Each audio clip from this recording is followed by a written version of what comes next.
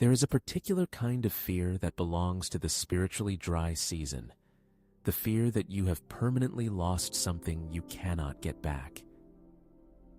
You remember when faith felt alive, when prayer felt like a conversation rather than a monologue, when you would read a single verse and feel something shift in your chest. And now, you read whole chapters and feel nothing. You go through the motions of the Sunday morning routine, say the right words in the right order, and walk out feeling exactly the same as when you walked in. The songs that used to move you leave you flat. The prayers that used to feel urgent feel mechanical. And you are starting to wonder whether something fundamental has broken in you, or whether you were wrong about all of it from the beginning. The dry season is one of the most disorienting experiences in the Christian life, precisely because it does not look like crisis from the outside. You haven't rejected God. You haven't stopped showing up. You are doing everything right and feeling nothing, which is somehow worse than doing everything wrong and feeling the appropriate guilt. At least guilt signals that you are still in relationship with something that matters. Numbness just feels like absence, like the frequency has gone quiet and you no longer know whether the signal is still being broadcast. Jesus describes an agricultural process in John 15 that is jarring the first time you really hear it. He is the vine, and his Father is the gardener, and the gardener prunes. Not just the dead branches. He also prunes the branches that do bear fruit, so that they will bear more. The pruning is not punishment. It is preparation. Something is being cut away. Old growth, old patterns, old ways of relating to God that may have been real, but have begun to limit what he is trying to produce. And a pruned branch does not feel fruitful. It feels bare. Jeremiah 18 gives a different image of the same process. The potter working clay, the vessel that does not form the way the potter intends, and rather than discarding the clay, the potter reshapes it.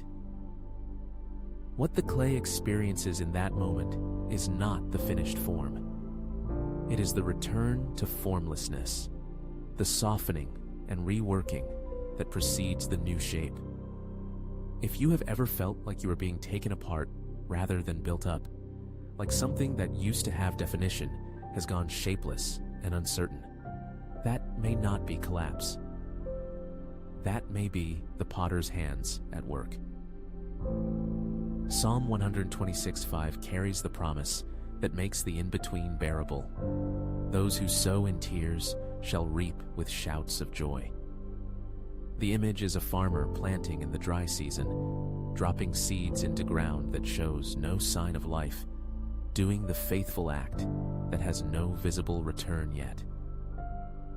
The harvest is not visible at the planting, but the planting is what makes the harvest possible, and the season that looked like only loss turns out to have been the season when everything that mattered was being prepared.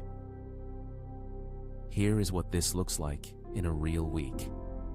Stop measuring your faith by whether it feels alive.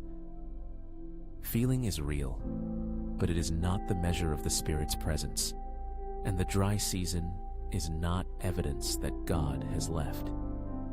Stay in the practices even when they feel empty. The reading, the prayer, the gathering, not because consistency earns God's attention, but because those are the conditions in which the new thing he is growing tends to appear. And tell him honestly what the dry season feels like. He already knows, and bringing it to him in prayer is itself an act of faith, even when the prayer feels thin. The grace in the dry season is that it does not mean God has withdrawn. It may mean he is clearing ground. Pruning looks like loss until you see what the pruning was making room for. The reshaping feels like dissolution until the new vessel begins to take form. What feels like an ending may be the exact opposite, the preparation for something you could not have received in the previous season, growing in soil that only this silence could produce.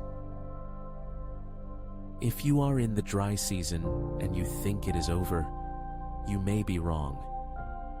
That emptiness might be exactly what God is using to make room for what is coming.